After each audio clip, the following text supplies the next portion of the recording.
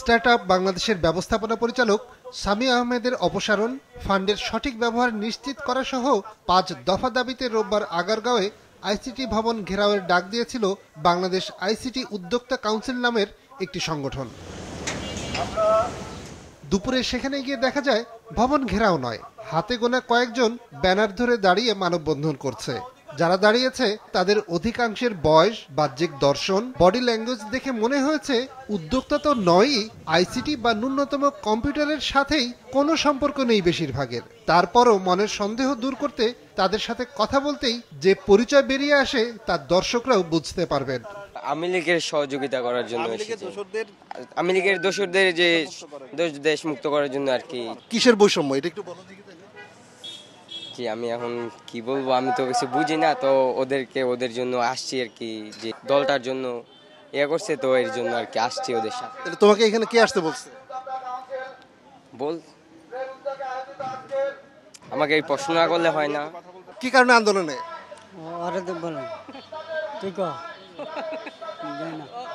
উনি কি আপনাদের আনছে? উনি আমাদেরকে ম্যানেজার আমাদের অপারেশন ম্যানেজার। মানববন্ধনে যারা অংশ নিয়েছে তাদের পরিচয় নিশ্চিত হতে কথা বলি আয়োজকদের সাথে। আয়োজকরাই চেনে না ওদের, তবে খোঁজ নিয়ে জানা যায় আশেপাশের এলাকা থেকে ভাড়া করে আনা হয়েছে। বেশিরভাগই এখানে উদ্যোক্তা আসছে, কিন্তু সবাইকে তো আমরা চিনি না। এমনি হয়তো এসেছে, কিন্তু যাদের হাতে এই যে ব্যানার, ফেস্টুন দেখা যাচ্ছে, এরা তো নিজেরা প্রিন্ট করে আনেনি। না, এই নিজেরা প্রিন্ট করে আনি, এটা আমাদের যে আইটি উদ্যোক্তা কাউন্সিল থেকে প্রিন্ট করে দেওয়া হয়েছে আমাদের। এমনি মনে করেন যে আপনার বাম পাশে যে আছে এর পরিচয়টা কি? একে আমি বললাম তো সবাইকে আমি চিনি না। রাষ্ট্রের যে কোনো নাগরিক যে কোনো প্রোটেস্টে আসতে পারে ভাই, এটা তার অধিকার, যে কোনো নাগরিক আসতে পারে। কিন্তু আমাদেরকে তো বললো যে তাদেরকে বললো না, আমাদেরকে যেটা বললো যে তাদেরকে ভাড়ায় আনা হয়েছে। না, এখানে কোনো ভাড়া করে কাউকে আনা হয়নি, প্রশ্ন ওঠে না। সবাই স্বেচ্ছায় এসছে। হ্যাঁ, সবাই স্বেচ্ছায় এসেছে, এবং আমি বুঝতেছি না আপনি কেন এটাকে মানে।